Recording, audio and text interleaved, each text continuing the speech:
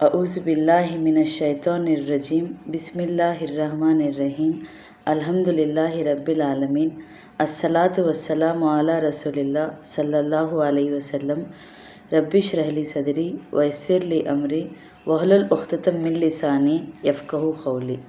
अस्सलामु अलैकुम रहमतुल्लाहि व बरकातुहू। सब जनां को तुम्हें भी ये वीडियो देखने के पहले दरूद और सलाम पढ़ को ये वीडियो देखना शुरू करो।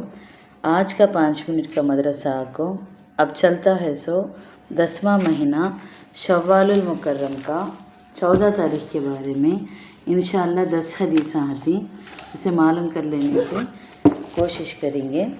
पहली बात इस्लामी तारीख़ के बारे में। हज़रत उम्मे फ़ज़ल बिनते हारिस रज़ी अल्लाह अन्हु के बारे में। हमारे हज़रत खदीजा रज़ी अल्लाह अन्हु सबसे पहले इस्लाम कबूल करे थे ने दूसरे औरता को इनो। अब हमें जो बात करने जाती है ना हज़रत उम्मे फ़ज़ल रज़ी अल्लाह अन्हु को, उनके बारे में आज। उम्मे फ़ज़ल बिनते हारिस रज़ी अल्लाह अन्हु हुज़ूर सल्लल्लाहु अलैहि वसल्लम के चाचा हज़रत अब्बास रज़ी अल्लाह अन्हु की बीवी है। उम्मुल मोमिनीन हज़रत मैमूना रज़ी अल्लाह अन्हा की बहन और खालिद बिन वालिद रज़ी अल्लाह अन्हु की खाला थी। उनका नाम लुबाबा था। हज़रत खदीजा रज़ी अल्लाह अन्हा के बाद हज़रत उम्मे फ़ज़ल रज़ी अल्लाह अन्हा मुसलमान होने वाली दूसरी खुशनसीब सहबिया है। उन्होंने मुसलमानों के साथ सैबे अबी तालिब में क़ैद और बंद की मशक्क़त बर्दाश्त की और क़ैद ही की हालत में अब्दुल्ला बिन अब्बास रज़ी अल्लाह अन्हु पैदा हुए। जब मक्का के मुशरिक हुज़ूर सल्लल्लाहु अलैहि वसल्लम को तकलीफ़ पहुंचा रहे थे, उस वक्त उम्मे फ़ज़ल रज़ी अल्लाह अन्हा आपका साथ दिया करती थी।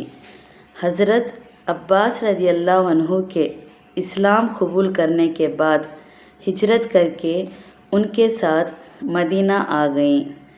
उम्मे फ़ज़ल रज़ी अल्लाह अन्हा बड़ी इबादत गुज़र थी, कसरत से नफिल नमाज पढ़ती थी और रोज़े रखती थी।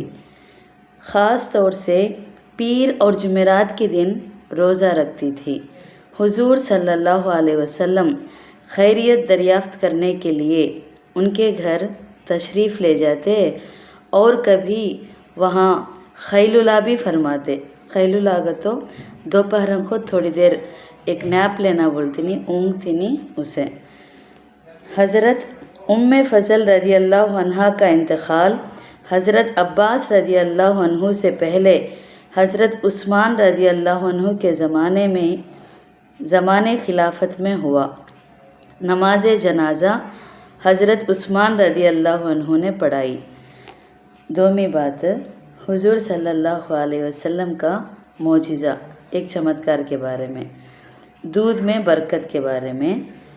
हज़रत खब्बाब रज़ी अल्लाह अन्हु की बेटी बयान करती हैं कि मेरे वालिद खब्बाब एक छोटे से लश्कर के साथ जंग में चले गए और हमारी ज़रूरियत का ख़याल ख़ुद रसूल अल्लाह सल्लल्लाहु अलैहि वसल्लम फरमाया करते थे। यहाँ तक कि हमारी एक बकरी थी, उसका दूध भी एक प्याले में निकाल दिया करते और आप सल्लल्लाहु अलैहि वसल्लम की बरकत से वो इतना भर जाता था कि छलकने लगता था।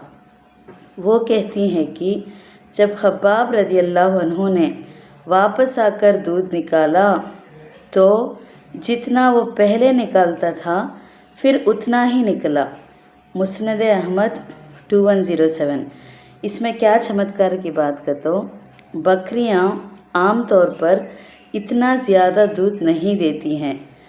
उस बकरी से इतना ज़्यादा दूध निकलना कि घर वाले और पड़ोसी भी पी लेते थे। ये आप सल्लल्लाहु अलैहि वसल्लम का मोजिज़ा ही था। 3वीं बात एक फ़र्ज़ के बारे में। नमाज की जगह पाक होना। हज़रत अनस रज़ी अल्लाह अन्हु से रिवायत है कि ایک دن دیہات کا رہنے والا ایک شخص، دیہات کا تو دیہاتی آدمی بولتے نہیں، ان پڑھ گواں کے آدمیاں ان کو، ایک شخص مسجد کے ایک کنارے میں پیشاب کرنے لگا تو لوگوں نے اسے روکنے کے لیے آواز لگائی۔ رسول اللہ صلی اللہ علیہ وسلم نے فرمایا، اسے چھوڑ دو، بھگاؤ مت، ورنہ زیادہ جگہ ناپاک ہو جائے گی۔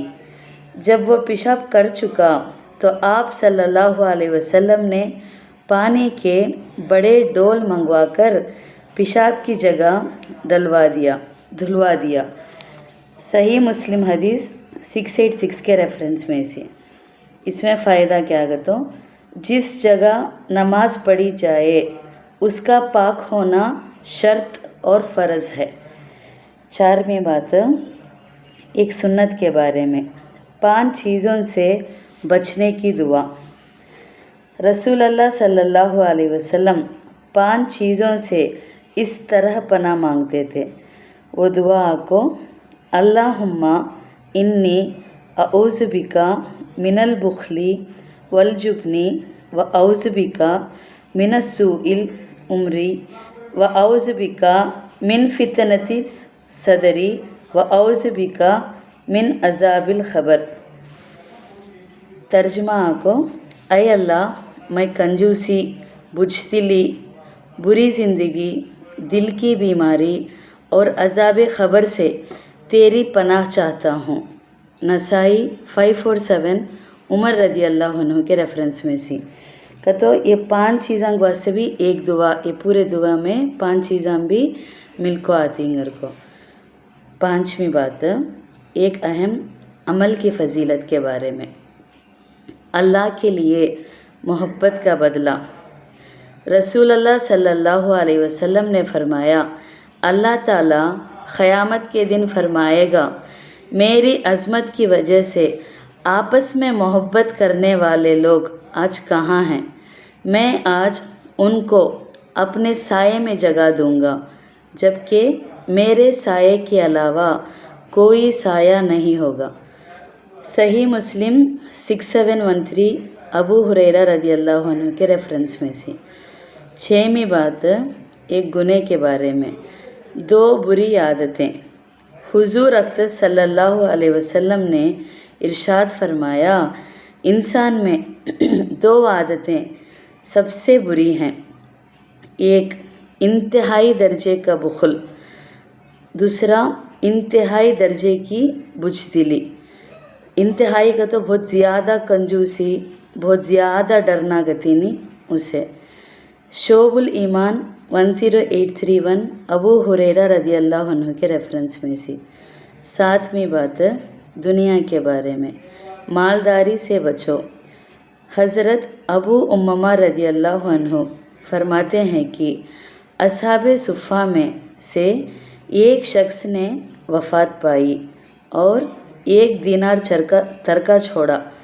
آپ صلی اللہ علیہ وسلم نے جب اس دینار کو دیکھا تو ارشاد فرمایا، یہ دینار ایک داغ ہے۔ حضرت ابو امامہ رضی اللہ عنہ فرماتے ہیں کہ پھر کچھ دنوں کے بعد صفہ والوں میں سے ایک اور شخص نے وفات پائی اور اس نے اپنے ترکے میں 2 دینار چھوڑے، تو آپ صلی اللہ علیہ وسلم نے ان دیناروں کو دیکھ کر ارشاد فرمایا، یہ 2 دینار 2 داغ ہیں۔ مسند احمد 22172 کے ریفرنس میں سے۔ 8ویں بات آخرت کے بارے میں، مجرموں کی پہچان کیسے ہوگی؟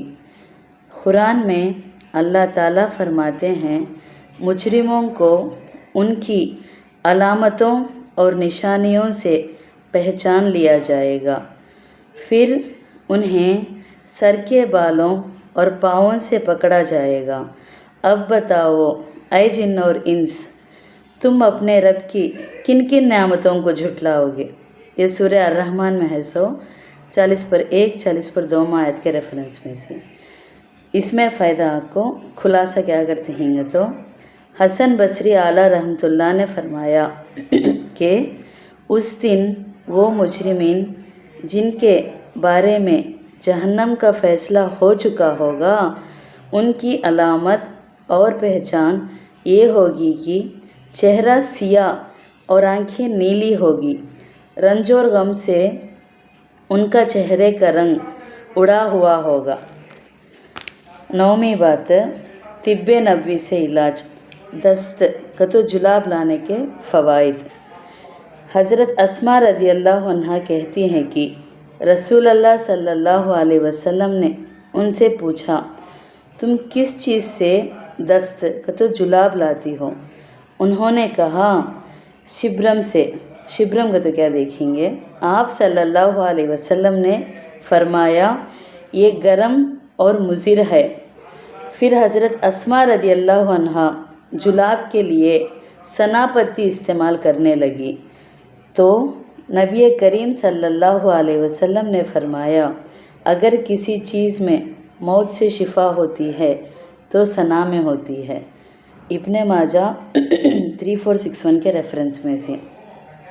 اس میں دست لانے کا قبض اور پیٹ کی دوسری بیماری سے شفا ہوتی ہے۔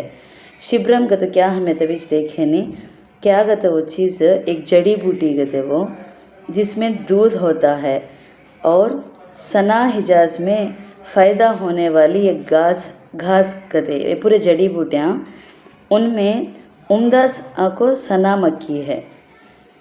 10ویں بات، نبی صلی اللہ علیہ وسلم کی نصیحت کے بارے میں، دل کی نرمی کا راستہ۔ رسول اللہ صلی اللہ علیہ وسلم نے ایک آدمی سے فرمایا، اگر تم اپنے دل کی نرمی چاہتے ہو تو یتیم کے سر پر ہاتھ پھیرا کرو اور مسکین کو کھانا کھلایا کرو۔ مسند احمد 7576 ابو ہریرہ رضی اللہ عنہ کے ریفرنس میں سے۔ الحمدللہ آج کا 5 منٹ کا مدرسہ 14 شوال المکرم کے بارے میں بات کر لیے۔ انشاءاللہ کل 15 تاریخ کے بارے میں بات کریں گے۔ السلام علیکم ورحمۃ اللہ وبرکاتہ۔